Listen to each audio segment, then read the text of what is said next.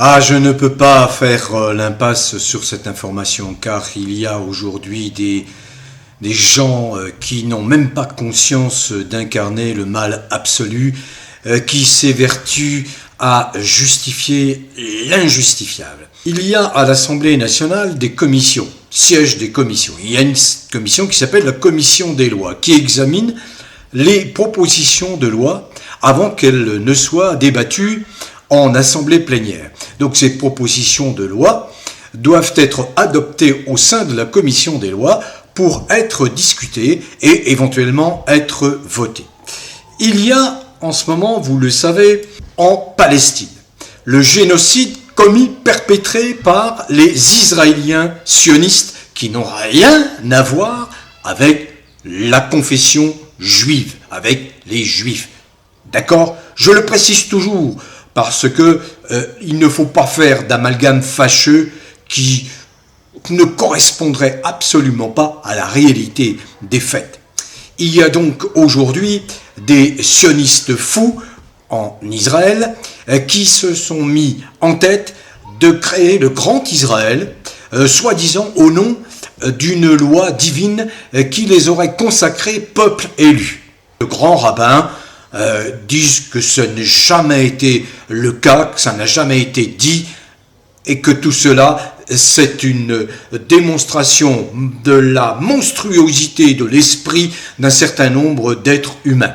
Une proposition a été déposée au sein de cette commission des lois, proposition déposée par une députée qui s'appelle Caroline Yadan, laquelle l'a voté, je crois par 18 voix contre 14, ceux qui ont voté bien évidemment les suppôts de Macron, les Renaissance, les Modem, et bien évidemment les républicains, ainsi qu'une partie des socialos. Dans le texte de ces lois figure la prohibition, c'est-à-dire l'interdiction, très dure, hein, quand on dit prohibition, interdiction, très dure, de toute comparaison assimilant l'armée israélienne aux crimes du régime nazi allemand. L'interdiction de certains slogans aux propos considérés comme incitant à la haine d'Israël, la répression de tout propos relevant de l'antisémitisme visant l'existence ou la légitimité de l'État d'Israël. Et enfin, pénalisation de toute justification ou légitimation des attaques du 7 octobre. Il y a tous les jours des enfants qui meurent, qui sont tués directement par balle par des soldats israéliens.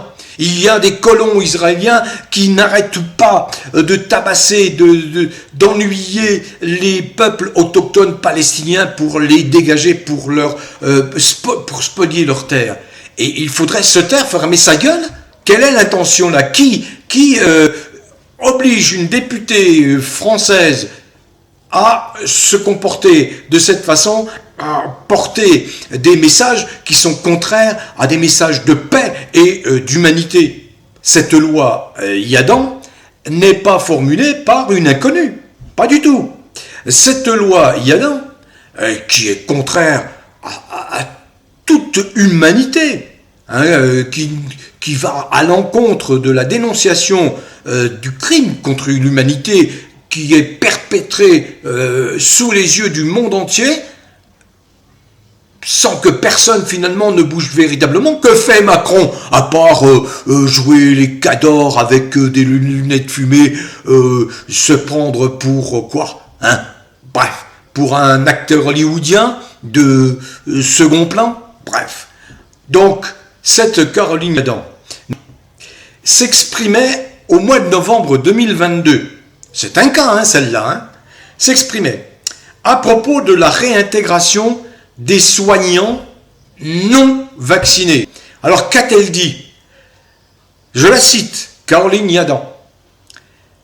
Par rapport à la réintégration des soignants non vaccinés. Cette proposition de réintégration constituerait une faute incompréhensible et inacceptable. L'irresponsabilité a été le choix des non-vaccinés. Cette irresponsabilité ne doit pas devenir la nôtre. Et cette personne trouve des gens pour glisser un bulletin dans l'urne pour la désigner représentante au sein de l'Assemblée nationale.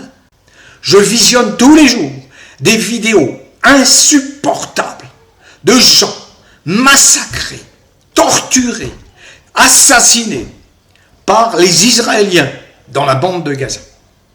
Et cette personne vient, propose une loi, et cette proposition de loi est acceptée, y compris par des socialistes, y compris par un monsieur qui a été président de la République qui s'appelle François Hollande. Alors bien sûr, ça n'est qu'une proposition de loi.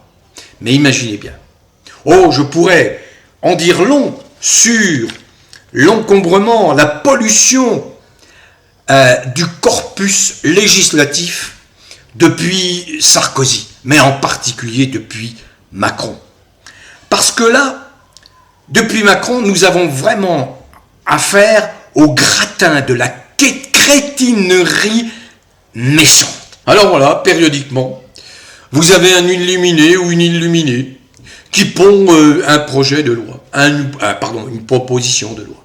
C'est le cas avec cette loi abjecte, qui vise à museler une fois encore la liberté d'expression, le droit à la critique dans des situations de tension extrême où il est absolument indispensable que des voix de la paix et de la sagesse puissent s'exprimer. Eh bien, cette Madame Yadan, qui est bien évidemment une porte-parole du sionisme, est là pour nous rappeler que la France a décidément besoin de tourner la page. La France qui est en train de s'enfoncer malheureusement dans les abîmes.